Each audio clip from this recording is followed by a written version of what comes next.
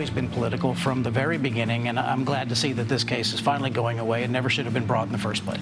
We continue to work to try and get an agreement over the line, and we're hopeful we can get one, but we need both of the parties to get to yes. It's frankly an insult and really troubling that Mr. Trump would nominate someone who has admitted that he's paid off a victim who has claimed rape allegations against him. This is not the kind of person you want to lead the Department of Defense. Hello, I'm Ed O'Keefe in Washington. Welcome to America Decides. We start tonight with a major legal victory for President-elect Donald Trump. Special counsel Jack Smith had hoped to prove in court that the then outgoing president had tried to subvert the 2020 presidential election and incited a riot at the U.S. Capitol. Almost 4 years later, the Court of Public Opinion handed Trump back the keys to the White House, and today, faced with the Justice Department's policy shielding presidents from prosecution, Smith filed a motion to dismiss the election interference and classified documents cases. Late today, Judge Tanya Chutkan granted the dismissal of the January 6 case. We're waiting to hear about the classified documents one down in Florida. Joining us now, we will start off with Scott McFarland here in Washington and Katrina Kaufman in West Palm Beach. Scott, good to see you. What led to this decision to dismiss, and what does it mean going forward for the legal issues facing the president-elect? To be clear, this was no surprise. This was expected, but for a case that made history, this broad federal prosecution of a former U.S. president for election conspiracy, it sure does end with a whimper. Just a little 6-page filing from Jack Smith ending this chapter of American history. What he says, though, in that very brief filing is that this is not a statement about the strength of the case, that the case wasn't weakened, that the case didn't have flaws, but that you simply cannot prosecute a sitting president, that the Constitution precludes that the Department of Justice will not allow that. So this case, he says, must be dismissed, not paused, but dismissed, because he's making the argument that having this over the president's head for a few years until he leaves office is also an undue burden. So the judge, in very short order, agreed to dismiss it without prejudice, which legal analysts tell us means Trump may still seek to pardon himself to avoid any future exposure after his presidency. Interesting. Katrina, you were there monitoring the Trump transition from the CBS News offices in West Palm Beach. We know that the judge, Tanya Chutkan, here in Washington, at least, has agreed to order the dismissal of the January 6 case. Big win for the Trump team. He said it himself in a statement, a major victory for the rule of law. What else, if anything, are we hearing from the president-elect and his team? So, as you mentioned, Trump posted on both Truth Social and X just extolling this development. He said that these cases, like all of the cases that have been brought against him, were empty and lawless. He says that over $100 million have been wasted in the pursuit of him. And then he goes on to name the various prosecutors against him. Fonnie Willis, and he mentions Nathan Wade, who she was accused of having a romantic relationship with, which really held up the case in Georgia. He says that $1 million was wasted there, and they used it to take trips around the world. He mentioned Letitia James, who brought the civil fraud case against him. And then, of course, Alvin Bragg, who brought the New York criminal case against him. But Trump said that he was forced to do that by the Justice Department, and that despite all of this, he has persevered and he has won. We are waiting for a decision in the Florida-based classified documents case. We have not heard from the judge there yet. Eileen Cannon. Yeah, so what's happened here is Jack Smith has motioned to dismiss his own appeal because, of course, that Florida classified records case against Trump was dismissed by one of his appointed judges, Eileen Cannon, 2 days after the assassination attempt in Butler, Pennsylvania. She made the argument in her ruling that the Supreme Court's recent language indicated the special counsel may not have been lawfully appointed or funded. Jack Smith was appealing that, trying to resuscitate the case, and now he's going to stand down, making the same argument that can't prosecute a sitting president, so no need to resuscitate all of this appeal. But there is some sense that the special counsel may still want to litigate this issue about whether special counsels are lawfully appointed and lawfully funded. That may play out independent of Trump's exposure. Because that was a legal theory advanced by Justice Clarence Thomas, among others, that there should be questions raised about the legality of them. That's right. What does this mean for those that have either been charged, found guilty, prosecuted to the fullest extent regarding January 6th, and those still awaiting trial? There are 1,500 people who have been charged with their roles in January 6th. About 2/3 of them have pleaded guilty.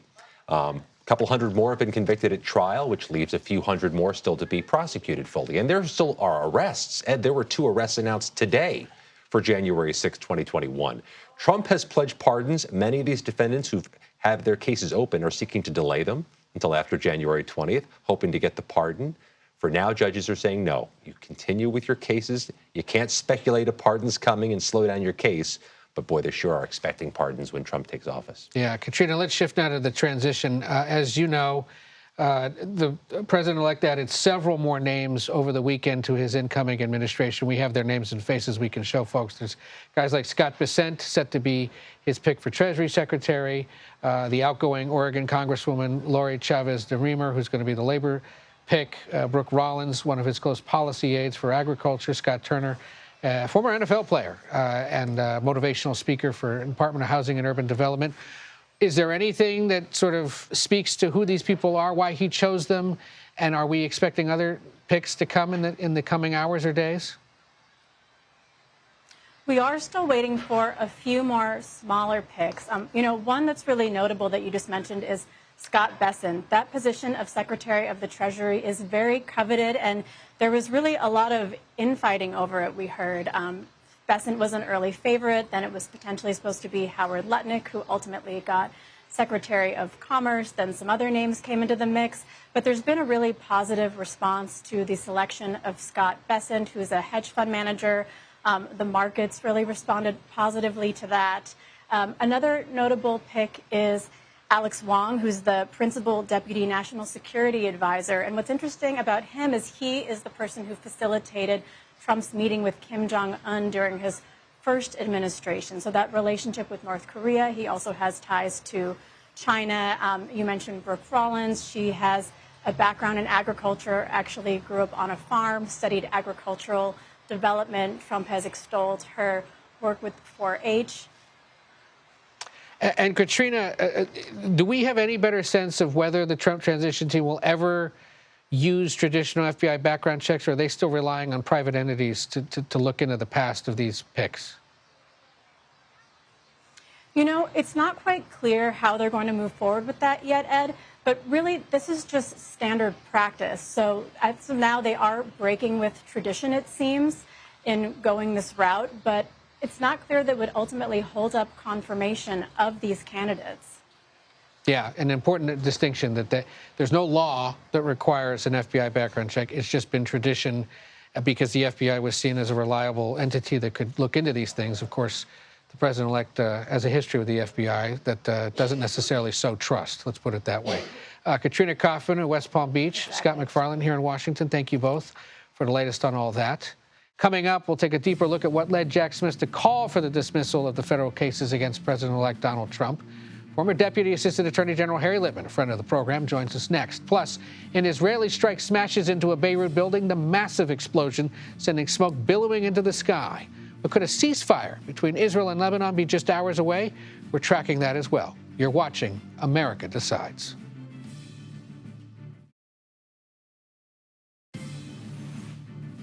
We're continuing to follow today's significant legal victories for President-elect Donald Trump. The federal election interference case against him has been dismissed. Special counsel Jack Smith has also filed a request to end the classified documents case against him that's based down in Florida. We are joined now by Harry Litman. He is, of course, a former U.S. attorney, a former Deputy Assistant Attorney General, and the host of the Talking Feds podcast, who has been a frequent voice of expertise for us throughout the trials and tribulations of Mr. Trump. Harry, at this point, is there simply no way forward for these cases now that the president-elect is returning to the White House? And that is the short answer. There is a couple months left, and some people were arguing that maybe Jack Smith could make some maneuvers, but really the writing is more than on the wall. It's, everything but sealed and delivered. Come January 20th, he could simply order the department to stand down. What Smith has done today is a little bit different, and we'll see how he reacts. As he said, dismiss these, but without prejudice. That means, they're on life support, but a weak heartbeat continues. They could still potentially be revived come 2029. Lots can happen between now and then, but it's not the definitive dismissal that Trump would effectuate were he to come in with the cases still around. And we should point out, once he's president, he could, in essence, wipe the slate clean himself, at least among the federal cases, right? Yes and no. I mean, it's a little bit unclear how he then revives them, gives them back to a court, and then says, please dismiss them with prejudice. That's something that a court could refuse. Many people have speculated he could pardon himself, but that's pretty tenuous in constitutional grounds. So I'm sure he will fight hard to make these cases not simply go away for 4 years, but go away forever. And I think it's a little bit unclear that right now that he can achieve it. So in that sense, having been routed generally by the happenstance of the election, Smith had one little card left to play, and he has played it. So we were just showing people, and we should show them again, the various cases facing the president-elect, the federal and the various state-level cases. As you can see, they're convicted in New York. The Georgia case is delayed. The elections, January 6th case now dismissed. We're waiting on a dismissal ruling in the Florida classified documents case. There's the civil case involving Eugene Carroll. When it comes to the New York so-called hush money case and the Georgia election fraud case, do the judges in those situations take cues from what the feds have now decided? Is there a chance he never gets sentenced, for example, in the New York case? I think there is. First, in Georgia, the Court of Appeal there, that's where that case is on the motion to recuse. Bonnie Willis has already taken its appeal off calendar and said, we're not even going to tell you if we're going to bring it back.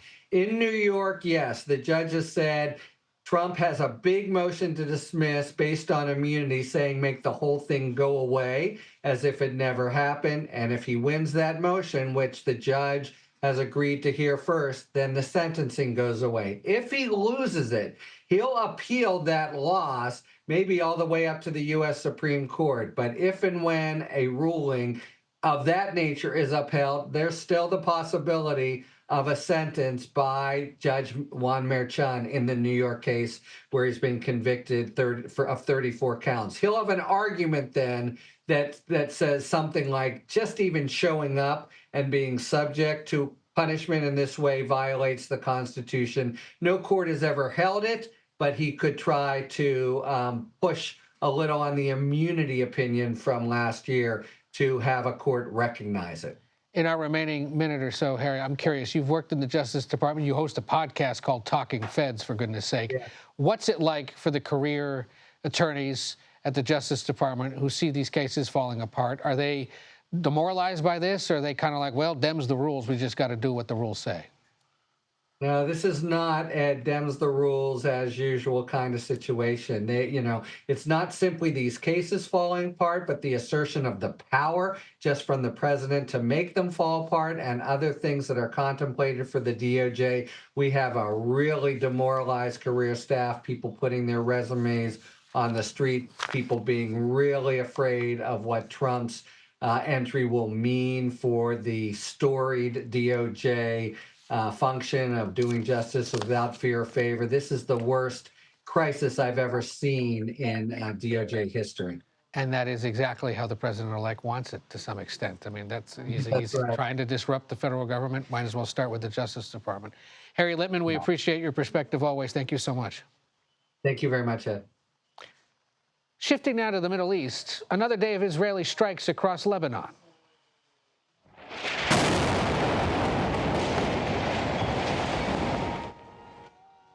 This massive explosion reducing a Beirut building to rubble. We are months into this latest round of the Israel-Hezbollah conflict, and a possible ceasefire deal could be right around the corner. But how many times have we heard that before? CBS News senior national security correspondent Charlie Daggett joins us now from the Pentagon. So, Charlie, both Israeli and American officials today saying a deal between Hezbollah and Israel for a ceasefire could be close. What's the latest? What do we know? Well, you saw those strikes. You just showed those strikes. But despite that, it's safe to say that they're closer really than at any time since this conflict began. Some sources are suggesting there could be a deal struck in the next 24 hours. at least by Thanksgiving. But to quote U.S. National Security Council spokesman John Kirby, nothing is done until everything is done. So the deal is thought to include a 60-day temporary ceasefire leading to a permanent ceasefire. There are a couple of sticking points. The Israelis want to push Hezbollah 30 miles north away from the border with Israel across the Litani River, and reserve the right to push them back militarily if they start creeping back in and reforming. So it's said to include an international monitoring component that includes the United States, but it would rely heavily on Lebanon's own military and that UN force, UNIFIL, inside that buffer zone. So why would Israel be intensifying attacks on the verge of a ceasefire deal? Are they trying to just finish up some things, or is this sort of one last attempt to push them back? Yeah, you know, Ed, it's a military tactic the Israelis have turned to in the past. They to just keep punching, and in this case, punch harder, essentially till the bell rings. So, you know, they're seeking leverage, trying to take out high-value Hezbollah command and control. An Israeli official I spoke to here said that would be the aim. I was there in Lebanon, in Israel, when the same thing happened back in 2006. That was the last major fight. They were literally launching missiles from both sides right up until the second that the ceasefire took hold. But it's bad. You know, Lebanese officials say dozens were killed in this latest round of airstrikes, and it's two-way traffic. Israel is saying that Hezbollah launched at least 250 rockets toward Israel in this latest wave. So more than 3,000 people have been killed, not Gaza, just in this Lebanese or this fight against Hezbollah, Lebanon. And this is some of the heaviest attacks since it all began. Right. And speaking of Gaza, there is a new United Nations report describing the conditions in northern Gaza as catastrophic. Is there any movement that we're aware of getting more aid into that region? Ed, the answer to that is yes and no. We put a question to officials every day here at the Pentagon, because you might remember, right, Defense Secretary Austin and Secretary of State Blinken sent that letter essentially putting Israel on a 30-day notice to do more or risk U.S. military support in the future. But as you said, our colleagues inside Gaza said it's particularly grim in the north. The UN says they've been unable to deliver food because they're being cut off, obstructed by Israeli forces. The Red Cross or Red Crescent says hospitals are running out of supplies. There's some of the crossings, it's been pointed out, like Erez crossing between Israel, they have been opened. But the UN says looting has now become a major issue. Elizabeth Palmer reported that over the weekend. Convoys were obstructed. They had to take an unfamiliar route, and that's when the looters struck. So it's not just food. Hundreds of thousands of people are displaced. Winter is here, bringing low temperatures, rainstorms, and that doesn't just add to the misery, but the spread of disease. So aid agencies say Israelis have to do more to protect that aid and protect those convoys until they get to where they're needed most. Well, we'll continue to monitor that because it obviously is a big part of this story that we haven't forgotten. Charlie Daggett over at the Pentagon for us tonight. Thank you, sir. Thanks, Ed. In less than 2 months, President Biden's half-century-long political career is set to come to an end. Up next, what his legacy will look like and what effect Trump's re-election has on it. We are streaming America Decides.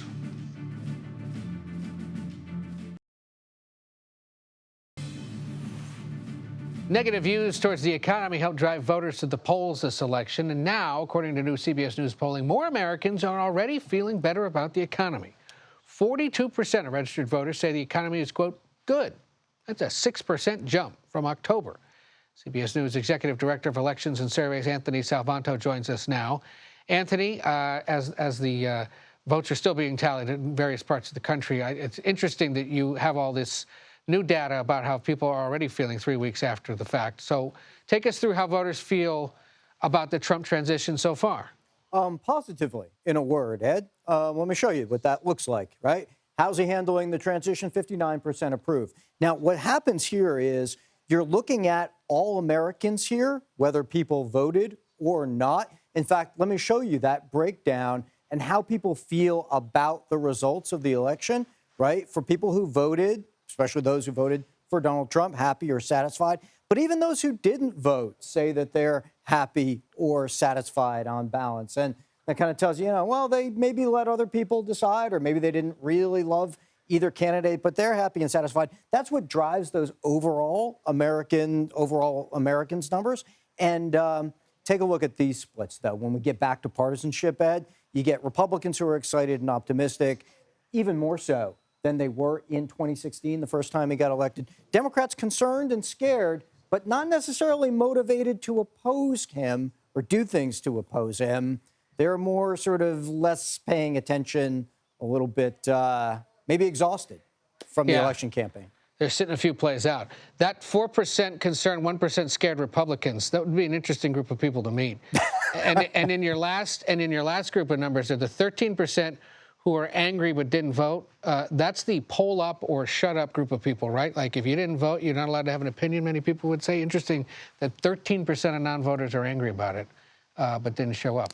Yeah. Well, you know what? It's really important to look at people who didn't vote, because when we talk so much about the shifts that you saw in a lot of these states and a lot of even traditionally blue areas, some of that shift was people shifting votes, but some of it, especially were Democrats not showing up, which made the shift all the more pronounced. So now what do they make of his cabinet selection so far? Okay, so net positive is the short answer to that, Ed. I'm going to scroll over here because what you're going to see is some of the particular picks. For example, Marco Rubio, right, at Secretary of State, net positive as a good choice. And there's a third who still haven't heard enough to really weigh in on it. But again, net positive, but even perhaps more importantly for Donald Trump's voters, what were they expecting? They're overwhelmingly positive on this. Another one, let's say RFK, we tested this for HHS, right? Again, net positive for people who have a view, very positive for Trump voters. I will say this, you hear some pundits talk about whether these are unconventional picks or surprising picks, but at the same time, remember, Donald Trump did very well, continues to do well in the polling, among people who say that the overall political system is completely broken, needs to be completely changed. And maybe this is part and parcel of that. And that's part of why these legal victories today are so significant, because as Harry Littman told us earlier, if career prosecutors are deflated by all this, well, that's exactly what Trump was campaigning to do. And he's accomplished a political victory, perhaps, while also taking a legal one today. Anthony Salvanto with the numbers. Thank you as always, sir. Thank you. So when President Biden took office almost 4 years ago, it appeared he had ended the Trump era in Republican politics. So how will handing the keys back to his predecessor affect his legacy? It is something that our Hunter Woodall has been looking at, and I'm so glad that you did. You wrote on CBSNews.com today that this is the season of second-guessing on the left, a time of what-ifs and maybes. What did you find in your conversations with Democrats about how they think the president's going to be remembered now that he's going to be bookended by Trump? Well, it was so notable.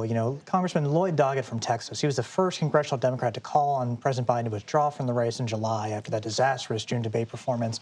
And his big statement to me was he wishes he called on Biden to drop out, the race sooner, but also that he, the big part of Biden's legacy, the biggest success he could have had would have been had he made this call a year ago, to drop out of the race, give Democrats a chance to really search for a nominee that could have beaten Trump. And I think for most of these Democrats, what we're seeing right now is exactly what they were worried about: a Trump presidency, a Republican House, and a Republican Senate, and this idea that they're going to, see a lot of Republican, legislative victories potentially in the months and years to come. But when you talk to these Democrats, what do they see as the biggest sort of substantive or policy wins of the Biden years? Well, it's notable. I mean, it's really those first 2 years. There was the bipartisan infrastructure law. Yep. There was the bipartisan gun safety legislation. There was the Chips and Sciences Act, semiconductor chips. And there's also, obviously, the Inflation Reduction Act, which wasn't so focused on inflation, but a major climate law, to combat climate change. Those are the wins, but we keep wondering, and this came up with Democrats I spoke to, how much these wins get rolled back by this Republican trifecta in Washington. So Biden's legacy for the moment is sandwiched in between these two Trump victories. But it also remains a little bit to be written what exactly Republicans are going to do to impact these last few years. And there were about 30 House Democrats who had called for the president to drop out after that infamous July debate. What does their political future look like? What is their fate in a Republican-controlled Washington? Well, and that was what was fascinating, going through the list and talking to members on that list. You had Sherrod Brown of Ohio, John Tester of Montana. They called on Biden to withdraw. They both lost their Senate seats, crucial to Republicans, taking control of the Senate. But a lot of these Democrats in the House who called on President Biden to withdraw from the race, they were much more, they're likely to be here and whether, whatever happens during this next Trump term. And it's interesting because, they represent parts of the country, California, Texas, Minnesota. And you get the sense that, they're ready to try and maybe be bipartisan, but they're also worried about what's going to happen next. And, Republicans are really gloating about that they were able to turn Biden away after he ran so much on defeating Trump, beating Trumpism. And here we are. That poll that Anthony was just sharing with us has that incredible stat there that a big chunk of Democrats right now are just deflated, defeated, want nothing to do with it. We know they've turned off the TV. They're not engaging. Is there any concern among the elected Democrats you talk to about how you somehow revive the coalition and get people excited again? Well, and that's the part that I think we're still trying to figure out because, back in 2016, you felt like there was so much immediate backlash to Trump from Democrats. And you're just not seeing that now. And, us political nerds know, 2028 starts the day after the election. And I'm still not quite sure, what exactly, what is Democrats' path forward? They don't really have a leader party-wise right now. And it's really not clear what happens and who really commands the message moving forward. Well, I'm glad you looked into it. And if you're interested, folks, you can read it at cbsnews.com. Hunter Woodall, thanks for being here. We wanted to note that Ethel Kennedy was laid to rest today next to her husband at Arlington National Cemetery. Ethel never remarried after her husband, Robert F. Kennedy, was assassinated in 1968. The gravesite is a frequent, popular stop for the public who pay respects there at Arlington National Cemetery, just down the hill from where JFK is buried. These images of the burial were posted online by her daughter, Carrie Kennedy. Ethel Kennedy was 96 years old. We'll have more America Decides coming up. Stay with us.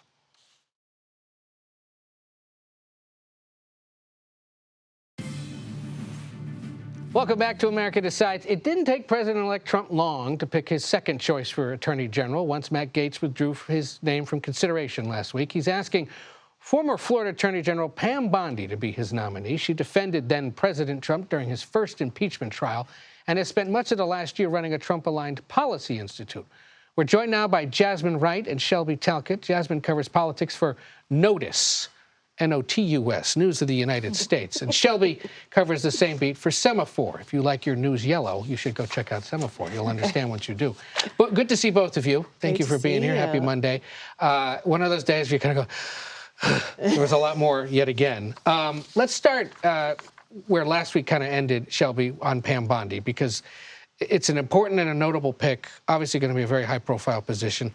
Remind us where she sort of fits into the Trump orbit, why he'd want her around, and what we can anticipate she might do to run the Justice Department. Yeah, she's been in Donald Trump's orbit really since the start. She was a top Florida surrogate in 2016. She was involved in defending him during his first impeachment trial. She was defending him after the 2020 election. She even went on TV and said that that they should prosecute the bad prosecutors who indicted Donald Trump. So that is something to watch as she heads into this position. But what was notable was I think a lot of people thought after Matt Gaetz decided to step aside that Donald Trump was going to begin his search anew. And in fact, he had an interview lined up with Pam Bondi at Mar-a-Lago that same day and announced it just hours later. So he clearly had her in mind as a second choice. She is seen as a longtime loyalist. And as we know, that is something that he is really focused on as he's picking these various people. She's been around so long. Her political career actually traces back to a Sarah Palin endorsement. Like, you got to go back to the classics of the MAGA movement, the early origins, like the OG. The BT before Trump almost, because she's been around that long. And it was Palin that really helped elevate her, and then she latched on to Trump.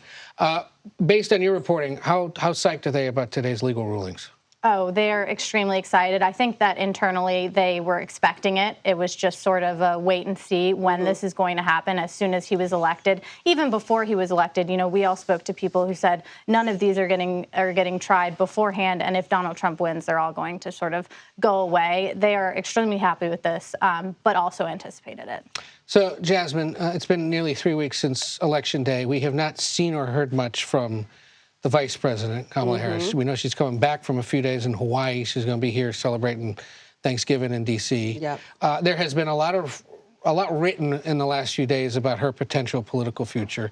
You are one of those, though, perhaps most plugged into her orbit. What are we expecting that she'll end up doing next? Yeah, I mean, I think it's fascinating that a lot has been written about what she's doing, but we have not heard from the vice president yet. I think she'll be addressing supporters sometime soon to thank them for all of their efforts. Of course, that at the same time as all of the questions about how her campaign spent all the money that they've raised are swirling around, and certainly maybe not she, but people close in her orbit may have to answer some of those questions. But I think the fundamental question is one, what does the vice president want to do? And I think that is what is continuously unclear. I talked to somebody at the day of her concession speech who, after she gave it, they came up to me, one of her top aides, and said, does this sound like somebody who's ready to stand down? Now, it may not have, but the question is what she wants to do going forward. And also, what do the American people want from her? The vice president, I think, in her own party is not somebody that has always been popular. Certainly, I think people have been impressed with her run for office, impressed that she was able to do more in such a short period of time than anybody else had it, or anybody else, or maybe what they thought that she could do. But I think there are a lot of questions as to what the American voter wants, particularly because we know that the reason why Donald Trump had such a decisive win is because people wanted change, particularly on the economy. And is change is the vice president somebody that can bring about change in 4 years? I think that question is still unanswered. And so I think that there are going to be a lot of questions for the vice president to answer. One thing that I have heard from advisors is that they believe that the ramp for her to answer those questions is relatively short, and that if she were to do something, she would have to do it kind of quickly. And she's also still got to invite J.D. Vance over to see the house and everything. Like, that's the next big sort of public reconciliation moment that we haven't had yet. Yeah, and I think the vice president is somebody who likes to do those type of rules, likes to keep those traditions. That's why one of the reasons you saw her cross the stage and go shake Donald Trump's hand when people were asking if she would at the debate, because she likes to be that kind of forward person. And so we might see that moment. Of course, there are a lot of things that the White House does, that the vice president does, to talk to people during the holiday seasons. We'll see her engage with more and more. I could see more stories coming out about things that she maybe have said to certain people. But again, the question is what is the vice president thinking? And I don't think that anyone really knows that except for her, because she keeps her cards so close to her chest. Well, if she'd like to talk about it, she's welcome to join us here, by the way. You can call just me putting too. that out there. Yeah, I can call Jess. Okay, fine. There are a handful of other Trump cabinet picks that are going to face some scrutiny. We could think of Pete Hegseth, who's the defense pick, Tulsi Gabbard to serve as the director of national intelligence. RFK Jr. may face some questions, or he may also earn some bipartisan support. How is the Trump team preparing for the scrutiny that's coming for the others now? I think it's expected. You know, one thing I have heard is, and this is speculation internally, is perhaps Matt Gaetz stepping aside will help some of these other quote-unquote controversial picks, because some of these senators who had problems with Matt Gaetz will say, okay, well, we got the win with him, so we'll give Donald Trump a win with maybe Pete or Tulsi Gabbard. But I also have heard the argument from Donald Trump's top advisors that essentially Donald Trump won the election, so senators should get on board and agree with his mandate. This is what the American people want, and almost taunting them in a way, saying, go ahead and try to vote against these people because you guys are up for re-election, sometime, some of them, in a few years, and wait and see what happens. So I think that they're prepared for a fight. Yeah, I think it's definitely a testing period for the Senate to see how much leeway and how much room that they will give the former president. I was talking to one person who basically said that what Donald Trump is doing is putting forth all these people who he certainly wants to see in these positions, but they're so far right that even if Congress rebukes some of them, the person that they get in after that person, like Pam Bondi, would be what they call a compromise, but is not exactly a compromise because they're still so far right, even though they're a little bit less right than the first person putting forward. Yeah. But I think that the senators will have a real test on their hands, particularly one person I think that I've heard that stuck out in my conversations with folks is Tulsi Gabbard, and how that confirmation, now that Matt Gaetz has stepped down, that confirmation is kind of next on their list of a question mark.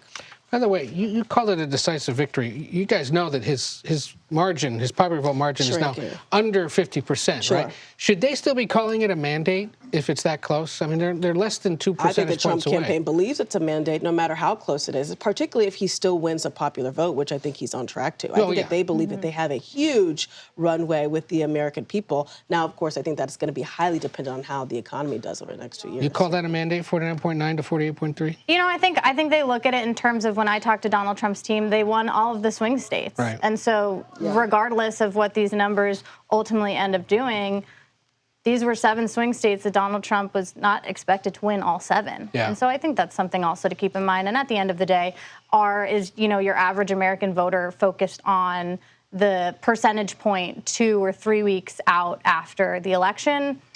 I'm not sure that they are. No, they probably are. Well, call it a mandate, but don't call it a landslide, maybe. There you go. All right. Yeah. Jasmine Wright, Shelby Talcott, stop by anytime. Good to see you both. Thank you. And happy Thanksgiving. Thank you. All righty. Independent candidate Dan Osborne lost his Senate race in Nebraska earlier this month, but now he's on a new political mission to get working class people elected to office. We'll talk to Osborne next. You're streaming America Decides.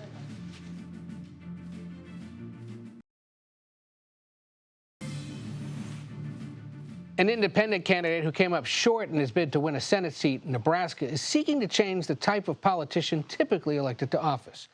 You may remember Dan Osborne recently, who ran in Nebraska. He's now launched the Working Class Heroes Fund, a political action committee aimed at recruiting more blue-collar workers like himself to run for office on both sides of the aisle. This comes just weeks after Republican incumbent Deb Fischer defeated Osborne by about 7 points to retain her Senate seat in Nebraska, but not until after he gave her a bit of a run for his money, her money. Dan, you know what I mean. Dan Osborne joins us now. Mr. Osborne, great to have you with us. Tell us a little bit more about this super PAC and when you decided to start it. Yeah, it wasn't shortly after my defeat that we decided we wanted to take the momentum and keep it going. I still believe that our Congress and our governments, whether that's local or federal, should look like us. And by that, I mean, people who know what it's like to put Christmas on a credit card and punch a clock that's worked 60, 78 hours a week like I have my whole life. Put Christmas on a credit card. That's a telling and certainly relevant one to a lot of people. You've said that your super PAC's recruitment of working class candidates is going to be nonpartisan. So what in particular are you looking for in potential candidates you'd support besides a blue-collar background? Yeah, it's similar to my run. We brought Republicans and Democrats and independents together in my state of Nebraska. I did 180 publicly advertised events, and we just focused on issues and not party politics. So that's what I want to be focused on. I would love to support independents as well as Republicans, Democrats, veterans, union members, people who, again, they know what it's like and they just want to have a worker agenda and not a corporate agenda. That's what's really important to me. And you can go to workingclassheroes.fund and you can submit a candidate if you have an idea and you're watching this and you know somebody that should be running for even local dog catcher. You could put them on there. Those are important positions. So it basically sounds like you're saying basically, if you're someone to say who's in a union, who works paycheck to paycheck, or just doesn't espouse the sort of more traditional, either legal or corporate background that many politicians often have, that's someone you're interested in supporting and learning more about? Correct, because that's somebody, that's kind of what I ran off of was I would be able to approach, and somebody like me would be able to approach an issue with a little bit different viewpoint than you were if you were a lawyer or a business exec, for example. As you know, endorsements from labor unions seem to favor Vice President Harris and the Democratic Party far more than President-elect Trump and Republicans. As a former union leader, someone who's been active in organized labor for a while, can you explain this sort of growing disconnect between those official endorsements and how working class people actually ultimately vote? Yeah, I really can't. I think rank and file union members, in my experience, which I am one of them, is just fall right in line with the demographics of where they live and their state. And they certainly, talk to each other every single day, and they have their viewpoint and they observe their world based off of, their immediate surroundings. And that's all I can account for that. I'm not a political analyst by any means. I'm a mechanic. I'm focused right now on going back to work and feeding my family. That's the problem. That's I think why that's why I'm setting up this fund, because a lot of people have a problem with being able to step away from their work and then having to come back if they lose. And I'm on COBRA insurance, so those are the kinds of things I want to help people work through to help get them elected. Yeah, just real quick, because I was reading that you have had some real-world expenses pile up since you were running, and it's a good reminder that, if people like you are going to do this, there's a real cost personally to being able to do so. Yeah, I hate to sound like a bad country music song, but my dog almost died right after the election, and I had to fork out a pretty penny to save him. But he's doing well. But yeah, those are real life things that are unexpected that a lot of us simply can't afford, and I had to go into debt to do it. Well, Dan, thank you so much for sharing some of the details of this early project. Once you start to identify these candidates, come back to us and be interested to hear from them as well. Dan Osborne there in Omaha. Thank you for joining us. Yeah, thank you. Have a good Thanksgiving. You too. Take care. President Biden participated in his final White House turkey pardoning today. What to know about the birds that have been spared from being served on Thanksgiving? We'll have that coming up. You're streaming America Decides.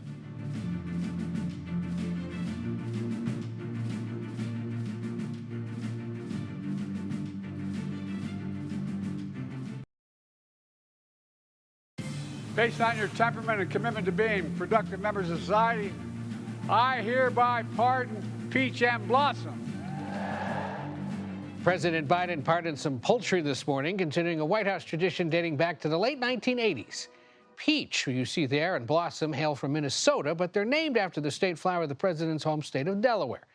CBS News has had an exclusive visit once again this year with the fortunate feathered fowl once they arrived here in Washington. And as they gobbled, I gabbed with John Zimmerman, the farmer who raised them, and his 9-year-old son, Grant. What's your favorite part of turkeys and raising these turkeys?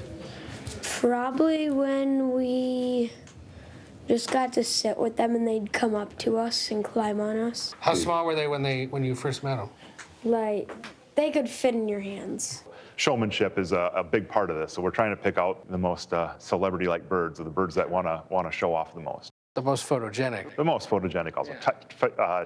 Feathers, just general looks are very important. Well, why do we pardon a turkey? Do we know what the tradition is? The president chose to pardon a turkey. Early on, with Truman, the bird was expected to be consumed. But as time went on, I believe a couple of the earlier presidents, JFK, may have let them go to a petting zoo or whatnot, but then George Bush Sr. officially used the term pardon, and ever since then it's been a tradition. So president wants us to pardon a bird. We're not in a position to argue with that. Oh, and they're so soft. You excited about being pardoned? You don't know. Can't even get an answer out of a turkey. Yes? Was that a yes? Oh, it's a yes. Okay, we'll take it. It's all right. I've had harder interviews with press secretaries. It's true. And while Peach and Blossom are certainly lucky turkeys, these birds aren't as blessed as the ones pardoned last year. You may remember they got to strut around our CBS News Washington bureau with me just hours after their pardoning ceremony. We still talk about that around here. Now, from turkeys gobbling to sleigh bells ringing, the White House is staying busy. First Lady Jill Biden welcomed the 2024 Christmas tree today at the front door, out on the North Lawn. The National Christmas Tree Association holds a contest every year to choose which farm will present their tree to the White House. This year's winner, a bit of a feel-good story. The tree is an 18-foot Fraser fir. Those are the best, and hails from North Carolina, a farm that lost 7,000 trees to Hurricane Helene. It'll be placed in the Blue Room of the White House for the remainder of the holiday season. That does it for today. We are thankful you joined us, and we'll be back with another edition of America Decides tomorrow at 5 p.m. Eastern. The Daily Report starts right now.